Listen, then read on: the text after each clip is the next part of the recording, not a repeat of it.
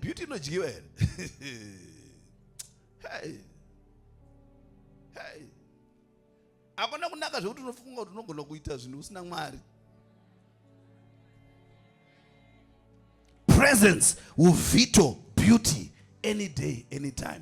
Presence will veto education any day, anytime. Presence will veto political connections any day, anytime. You better find the presence of God despite your beauty. Hello, good people. Welcome back to yet another video here at your favorite channel of your choice. Saint TV. Ango Saint ndiro star rangu andiri. Se kuziva kwenyu kuti mazuva ndakakuudzai kuti mazuva ndiri kuteerera maridzo kana kuti vangeri riri kuparidzwa nevanonzi ivo Apostle Rodney chipoera anditi sema influencers, sema content creators tofanira kupota tichidzwa evhangeri, onzwa evhangeri ukonzwa uko seni anditi ini ndinoteerera Pastor Outreach Marufu. Ndofunga mese munoziva kuti ndinoenda kwa Pastor Outreach Marufu ndichimbononzwa evhangeri richindivaka richindiitira zvakanaka.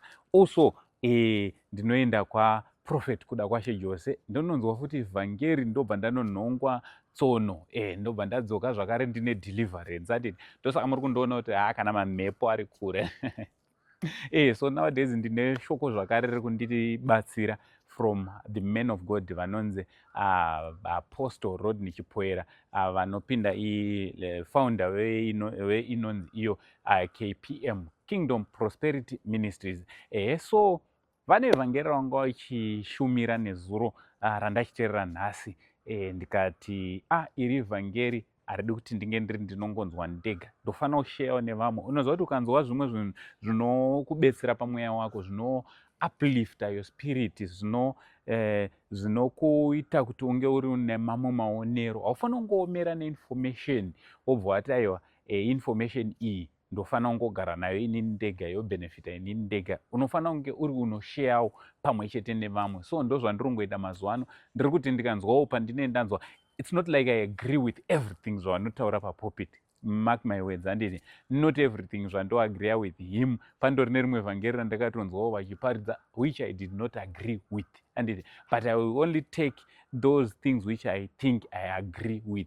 You might disagree again with what I agree with him and so une right yekunyora zvaunoda kucomment section and but first and foremost, if you are watching us for the first time, I kindly ask you to subscribe, turn on your notification bell so that every time we upload a video you'll be notified. Also don't forget to follow us on our Facebook page Rakanzi Saint TV. So ndoda kuti mungonzwa ka 3 minutes 2 to 3 minute clip kan chakupipe napa ke just his introduction pa his message yandanga ndichiteerera. Handisi kuda kutaura zvakawanda, iwo taurawo comment section kuti what do you think about this message which he was preaching vari kuchechi kwavo.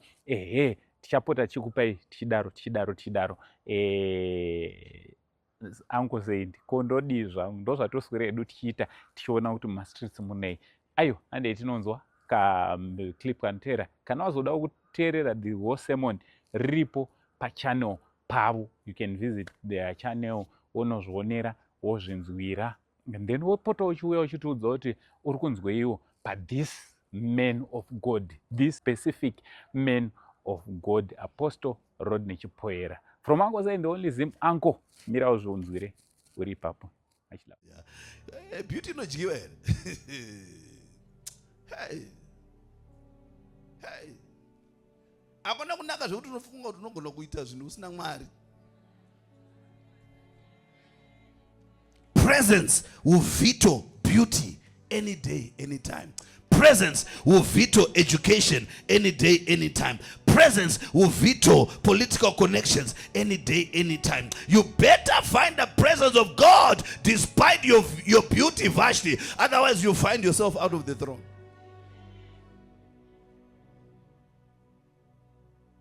There's nothing that you have or that you'll ever achieve personally that will be more important than the presence of God. The presence of God is so powerful, it makes you irresistible. May you become that irresistible person, not only looking irresistible, but your words Your words, he says, I will put words in your mouth that none of your adversaries can resist. That means when you are speaking, people are compelled to hear. People are compelled. They are compelled by the God factor.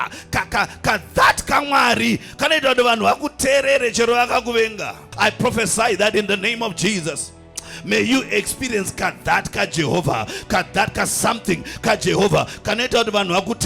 What is the presence of God? It is divine influence. It is God's divine influence upon an individual that makes you impossible to resist. I release that presence factor on you, that divine influence. What is the presence of God? It is a divine climate upon you, a divine climate under which you are able to produce supernatural results. It is a climate. There are certain crops that cannot be produced in certain climates. So when you carry divine climate, you can produce any crop.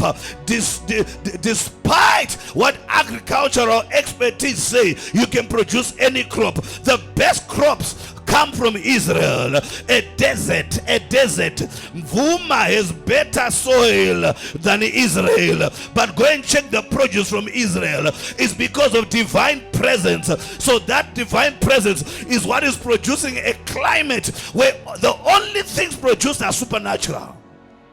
They'll tell you certain trees will not grow in certain climates simply because of the soil, simply because of the climate, simply because of the surroundings, simply because of how much rain is in that place or not in that place. How much rain is there in Israel? How fertile is the soil there? It's all supernatural. Is it not the rod of Aaron where it budded without any access to the ground?